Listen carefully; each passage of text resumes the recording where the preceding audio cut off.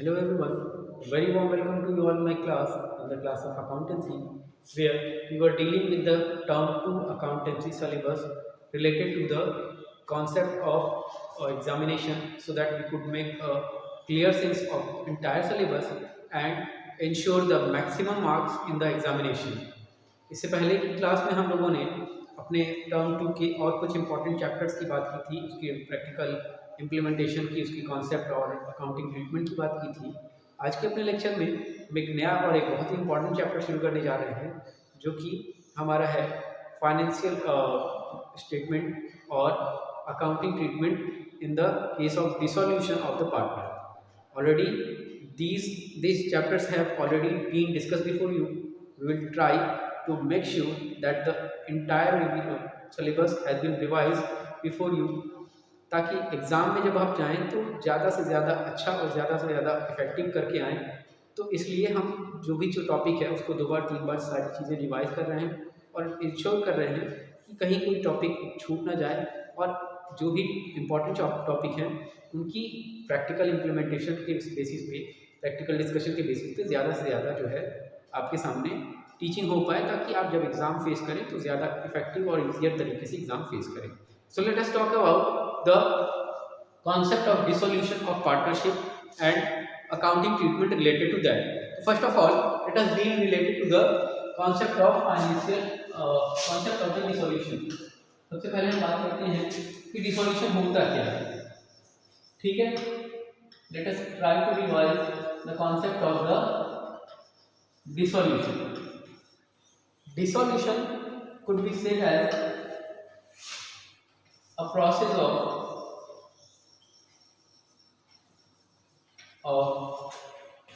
winding up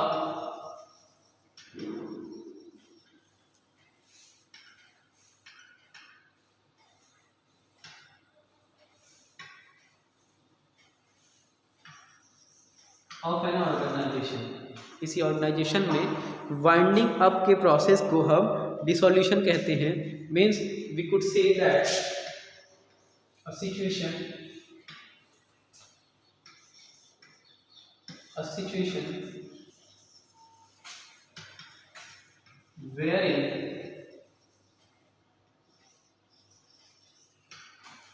a running, or we could say ongoing activity or ongoing activity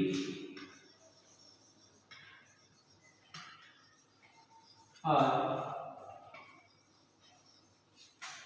stop, or you can say activity are comes at the end, comes at the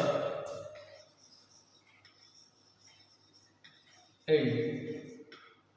ठीक है, कोई ongoing activity जो है and पर आ जाती है, तो ऐसी कंडीशन में उस सिचुएशन को हम डिसोल्यूशन की सिचुएशन कहते हैं। तो इसी तरीके से अगर हम बात करें डिसोल्यूशन ऑफ पार्टनरशिप की कंडीशन में, डिसोल्यूशन ऑफ पार्टनरशिप की कंडीशन में यही ऑनगोइंग एक्टिविटी उस पार्टनरशिप से रिलेट हो जाती है जिसकी अभी तक हम लोगों ने चर्चा की पार्टनरशिप के चैप्टर में। यानी अल्टीमेटली ये ऑनगोइंग एक्टिविटी क्या हो जाती है, operation of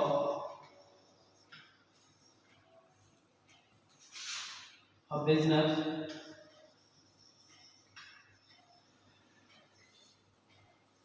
based on agreement।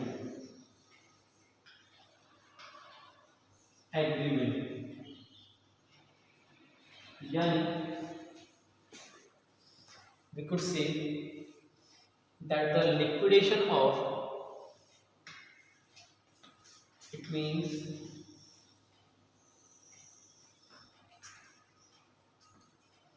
the liquidation of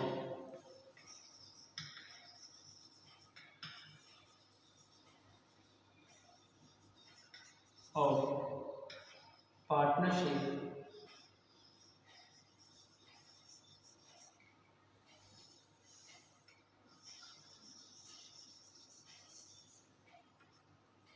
firm is called dissolution of partnership is called dissolution of partnership. I hope the concept is very much clear to you. Dissolution of partnership में हमने बताई कि dissolution of partnership क्या होती है। तो वहाँ हमने बताया कि डिसोल्यूशन ऑफ पार्टनरशिप एक ऐसा प्रोसेस है, अगर डिसोल्यूशन की बात करें, केवल लिटरल वर्ड डिसोल्यूशन की बात करें, तो डिसोल्यूशन का मतलब एक ऐसा प्रोसेस जिसमें हम किसी भी चीज़ की वाइंडिंग अप को इंश्योर करते हैं, किसी भी चीज़ की समाप्ति को इंश्योर करते हैं। और दूसरे शब्दों में हम कह सकते हैं एक ऐसी स्थिति जहाँ पर हम किसी रनिंग एक्टिविटी या किसी ऑनगोइंग एक्टिविटी को उसके एंड पर देखते हैं या एंड पर पहुंचाते हैं, तो ऐसी सिचुएशन को हम डिसोल्यूशन कहते हैं। और अगर इस कॉन्सेप्ट को हम पार्टनरशिप के साथ जोड़कर देखें तो dissolution of partnership means what? Dissolution of partnership means a situation where in a running और ongoing operation of a business based on agreement comes at the end.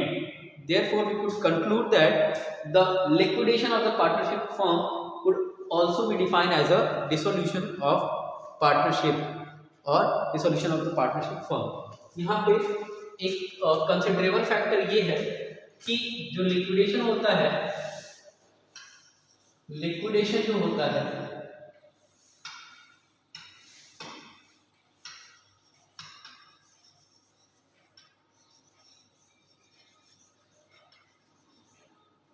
ये दो तरीके का होता है।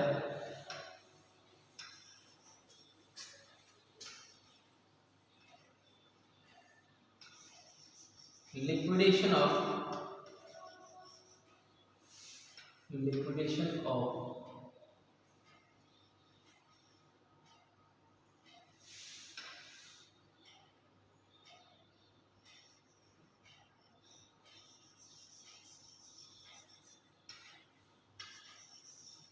partnership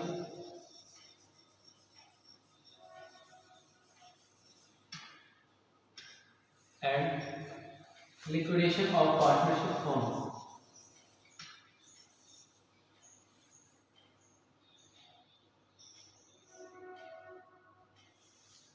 Liquidation of partnership firm.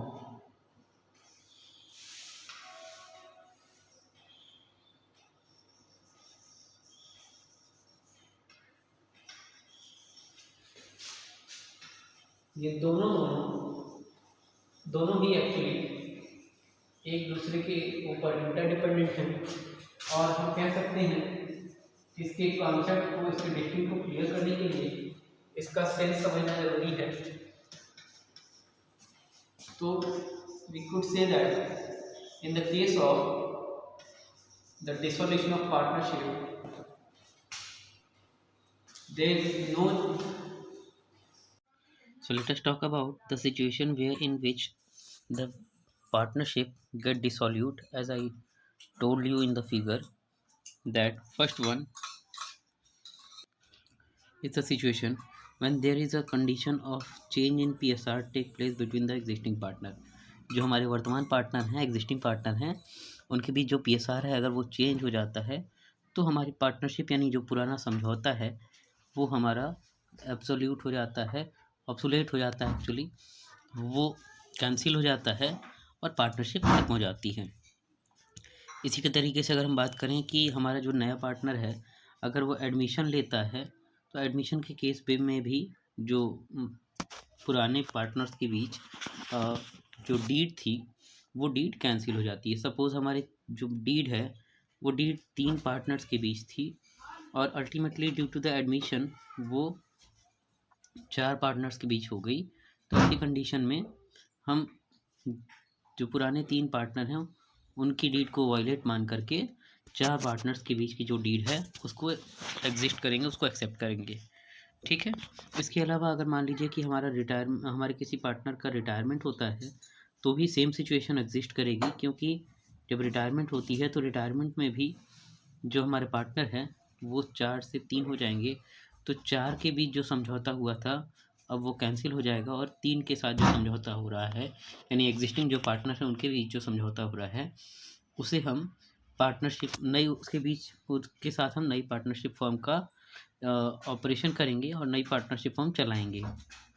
इसके अलावा हमारे एग्जिस्टिंग पार्टनर्स के साथ अगर किसी टाइप का कम एक्सपल्शन होता है तो उस एक्सपल्शन की कंडीशन में भी जो डीड है, जो पार्टनर्स के बीच जो समझौता हुआ है वो कैंसिल हो जाता है, वो वायलेट हो जाता है और वो वर्किंग में नहीं होता। इस तरीके से अगर हम किसी पार्टनर की डेथ हो जाती है तो भी ये समझौता जो है वो एग्जिस्ट नहीं करता, जो पुराने साझेदारों के बीच थे।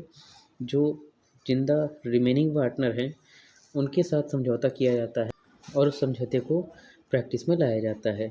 ठीक इसी तरीके से अगर हमारे किसी पार्टनर की इंसॉल्वेंसी होती है तो इंसॉल्वेंसी के केस में भी जो रिमेनिंग पार्टनर कैपेबल पार्टनर हैं वो अगर फर्म को चलाना चाहते हैं तो वो मिल कर के एक नया समझौता जो चलाते हैं, बनाते हैं और उसके बेसिस पे फर्म को चलाते हैं।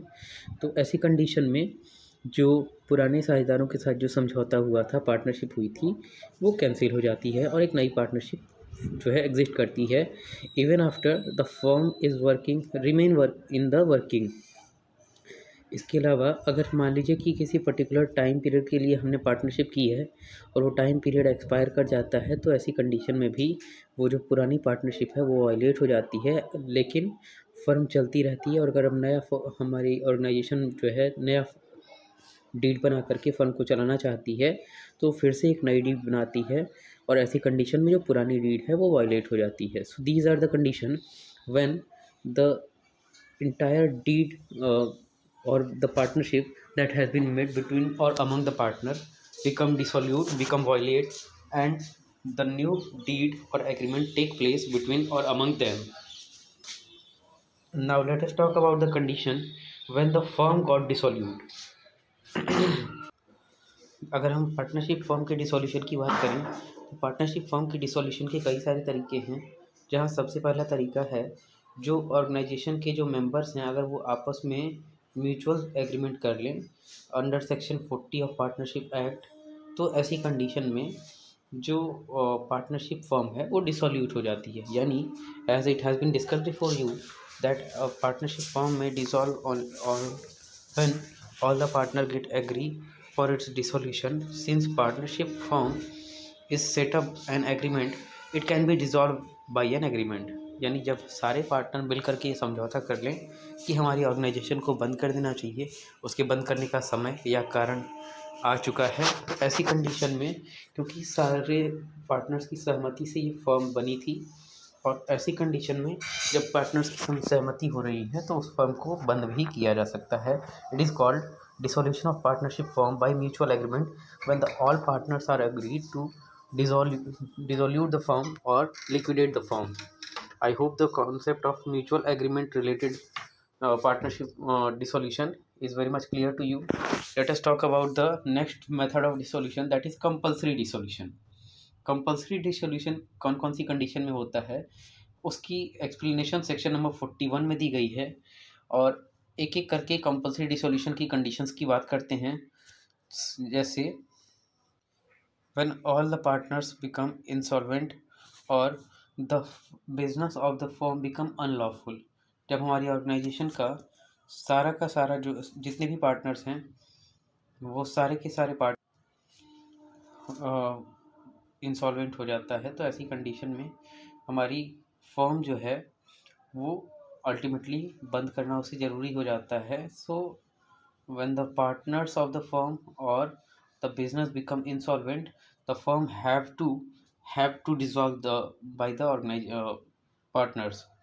इसके अलावा तीसरी कंडीशन में हम बात करते हैं अगर ऑर्गेनाइजेशन में किसी पर्टिकुलर इवेंट की हैपनिंग होती है तो ऐसी कंडीशन में भी हमारी फर्म को डिसॉल्व करना पड़ेगा। कौन सी कंडीशंस होती हैं ऐसी जिसमें हमारी ऑर्गेनाइजेशन को जो है डिसॉल्व होना पड़ता है? These are on the insolvency of the partner, जब हमारा कोई पार्टनर इंसॉल्वेंट हो जाता है। इसके अलावा जिस ऑब्जेक्टिव के लिए ऑर्गेनाइजेशन को इस्टेब्लिश किया गया था अगर वो ऑब्जेक्टिव फुलफिल हो जाता है तो भी हमारी ऑर्गेनाइजेशन को बंद करना पड़ता है। और अदरवाइज़ अगर किसी स्पेसिफिक टाइम पीरियड के लिए हमारी ऑर्गेनाइजेशन को इस्टेब्लिश किया गया था और उस टाइम पीरियड की एक्सपायरी हो जाती है तो भी उस ऑर्गेनाइजेशन को, पार्टनरशिप ऑर्गेनाइजेशन को बंद करना पड़ता है जिस ऑर्गेनाइजेशन को हमने इस्टेब्लिश किया था बाय द पार्टनर। इसके अलावा अगर हम बात करें कुछ और मेथड्स की, that the dissolution of the partnership form by notice. तो इस नोटिस की प्रोसीजर को हम पार्टनरशिप एक्ट में सेक्शन 43 में बताया गया है, जिसमें कहा गया है when the duration of the partnership form is not fix and it is at will any partner by giving notice to the other partner can dissolve the firm. यानी अगर ऑर्गेनाइजेशन में किसी पर्टिकुलर ड्यूरेशन के लिए जो है partnership form establish नहीं की गई है, इसको हमारी पार्टनर्स के विल पे जो है इस्टेब्लिश किया गया है, यानी जब तक पार्टनर चाहें तब तक फर्म चला सकते हैं। तो ऐसी कंडीशन में कोई एक पार्टनर जो है बाकी रिमेनिंग पार्टनर्स को जो है नोटिस दे करके फर्म को डिसॉल्व कर सकता है और फर्म की एग्जिस्टेंस को समाप्त कर सकता है। इसके अलावा अगर हमारी कोर्ट चाहे, जुडिशरी चाहे, तो भी इस ऑर्गेनाइजेशन को बंद करा सकती है। किसी भी पार्टनरशिप ऑर्गेनाइजेशन को कोर्ट के थ्रू बंद कराने का जो प्रोसीजर है वो पार्टनरशिप के सेक्शन 44 में बताया गया है, जिसमें बताया गया है कि कोर्ट जो है कुछ पर्टिकुलर सर्कमस्टांसेस के हैपनिंग पे जो है कोर्ट को या बिजनेस को बंद करने का ऑर्डर दे सकती है। और ये कौन कौन सी कंडीशन होंगी, तो कंडीशंस में सबसे पहले जो है, सबसे पहली कंडीशन हो गई है, that is when a business when a partner of the firm file the suit against the other partner, or that any partner have formed some activity they due to which the basic agreement of the partnership got breach or got break। Partnership की जो basic activities थी, उन activities या partnership के agreement के जो points थे, conditions थी, उन कंडीशंस को अगर हमारा कोई पार्टनर ब्रीच करता है, तोड़ देता है, तो ऐसी कंडीशन में कोर्ट उस ऑर्गेनाइजेशन की लिक्विडेशन की ऑर्डर देती है। इसके अलावा हमारे अगर किसी पार्टनर का स्टेट ऑफ माइंड अनसाउंड हो जाता है, तो ऐसी कंडीशन में हमारी फर्म डेफिनेटली डिसॉल्व करा दी जाएगी थ्रू द कोर्ट। इसके अलावा अगर हमारी ऑर्गेनाइजेशन पे कोई बाहरी पार्टी जो है इस बात का केस करती है कि any partner is permanently incapable for performing his duty as a partner, तो ऐसी कंडीशन में हमारी ऑर्गेनाइजेशन को बंद करना पड़ता है, उसे परमानेंटली लिक्विडेट करना पड़ता है। साथ ही साथ अगर कोई पार्टनर किसी दूसरे पार्टनर पे इस अनकैपेबिलिटी का केस लगा देता है, या अगर किसी पार्टनर को किसी पर्टिकुलर एक्टिविटी के को गलत तरीके से परफॉर्म करते हुए पाया जाता है जिससे पार्टनरशिप को हानि होती है, तो ऐसी कंडीशन में उस ऑर्गेनाइजेशन को बंद करने का ऑर्डर कोर्ट दे सकती है। इसके अलावा अगर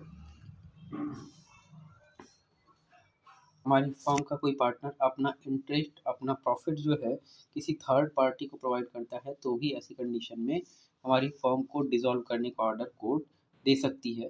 साथ ही साथ अगर किसी भी कारण से कोर्ट जो है फर्म के ऑपरेशन से सेटिस्फाइड नहीं होती है, तो इस डिससेटिस्फैक्शन के बेसिस पे भी कोर्ट जो है अपने पार्टनर्स, जो पार्टनर्स हैं, उनको अपने बिजनेस को लिक्विडेट करने का ऑर्डर दे सकती है, और ऐसी कंडीशन में कंपलसरी फॉर्म में फर्म को डिसॉल्यूट होना पड़ेगा। और साथ ही साथ अगर हमारे पार्टनर फर्म को बंद करना हमारी कोर्ट को किसी भी कारण से जस्टिस फुल लगता है, लॉफुल लगता है और इक्विटेबल लगता है, यानी हमारे बाकी लोगों के लिए फ़ायदेमंद लगता है, तो भी इस ऑर्गेनाइजेशन को बंद किया जा सकता है through the order of court. So hope the conditions of liquidation of the partnership as well as the liquidation of the firm are very much clear to you. In the next lecture we will differentiate them both and also try to know that how the accounting treatment related to the uh, such dissolution will be made in the books of partnership firm. So till then, take care and goodbye.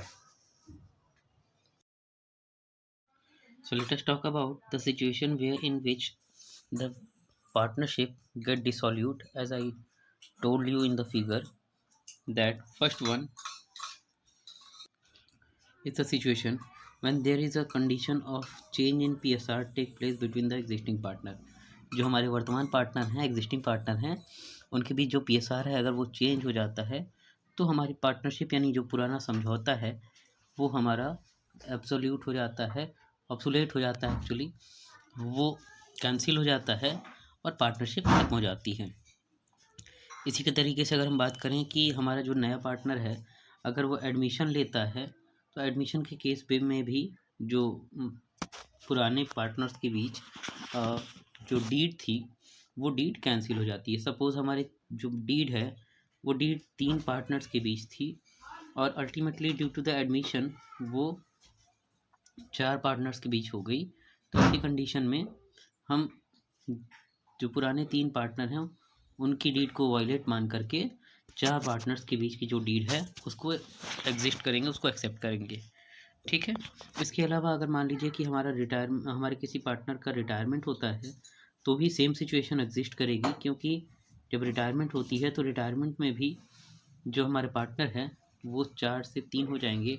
तो 4 के बीच जो समझौता हुआ था अब वो cancel हो जाएगा और 3 के साथ जो समझौता हो रहा है यानी एग्जिस्टिंग जो पार्टनर हैं उनके बीच जो समझौता हो रहा है उसे हम पार्टनरशिप नई उसके बीच उसके साथ हम नई पार्टनरशिप फर्म का ऑपरेशन करेंगे और नई पार्टनरशिप फर्म चलाएंगे।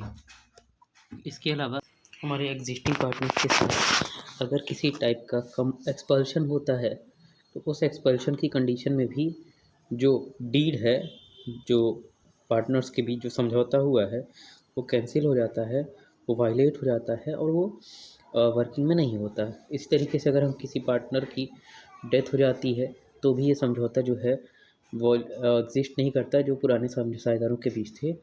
जो जिंदा रिमेनिंग पार्टनर हैं उनके साथ समझौता किया जाता है और उस समझौते को प्रैक्टिस में लाया जाता है।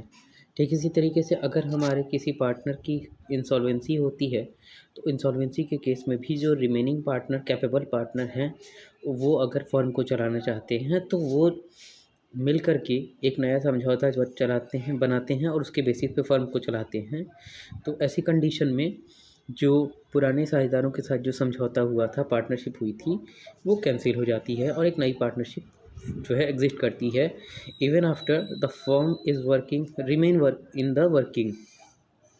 इसके अलावा अगर मान लीजिए कि किसी पर्टिकुलर टाइम पीरियड के लिए हमने पार्टनरशिप की है और वो टाइम पीरियड एक्सपायर कर जाता है तो ऐसी कंडीशन में भी वो जो पुरानी पार्टनरशिप है वो वायलेट हो जाती है, लेकिन फर्म चलती रहती है। और अगर हम हमारी ऑर्गेनाइजेशन जो है नया डीड बना करके फर्म को चलाना चाहती है तो फिर से एक नई डीड बनाती है और ऐसी कंडीशन में जो पुरानी डीड है वो वायलेट हो जाती है। So these are the condition when the entire deed or the partnership that has been made between or among the partner become dissolute, become violate, and the new deed or agreement take place between or among them.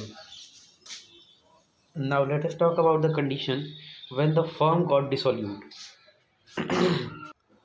अगर हम partnership firm के dissolution की बात करें तो partnership firm के dissolution के कई सारे तरीके हैं, जहां सबसे पहला तरीका है जो ऑर्गेनाइजेशन के जो मेंबर्स हैं अगर वो आपस में म्यूचुअल एग्रीमेंट कर लें under section 40 of partnership act, तो ऐसी कंडीशन में जो पार्टनरशिप फर्म है वो डिसोल्यूट हो जाती है। यानी as it has been discussed before you that partnership firm में dissolve on when all the partner get agree for its dissolution. Since partnership firm is set up an agreement it can be dissolved by an agreement। यानी जब सारे partner मिल करके ये समझौता कर लें कि हमारी ऑर्गेनाइजेशन को बंद कर देना चाहिए, उसके बंद करने का समय या कारण आ चुका है, तो ऐसी कंडीशन में क्योंकि सारे पार्टनर्स की सहमति से ये फर्म बनी थी और ऐसी कंडीशन में जब पार्टनर्स की सहमति हो रही है तो उस फर्म को बंद भी किया जा सकता है। It is called dissolution of partnership firm by mutual agreement when the all partners are agreed to dissolve the firm or liquidate the firm. I hope the concept of mutual agreement related partnership dissolution is very much clear to you. Let us talk about the next method of dissolution, that is compulsory dissolution. Compulsory dissolution कौन कौन सी condition में होता है उसकी explanation section number 41 में दी गई है और एक एक करके कंपल्सरी डिसोल्यूशन की कंडीशंस की बात करते हैं। जैसे when all the partners become insolvent और the business of the firm become unlawful, जब हमारी ऑर्गेनाइजेशन का सारा का सारा जो जितने भी पार्टनर्स हैं वो सारे के सारे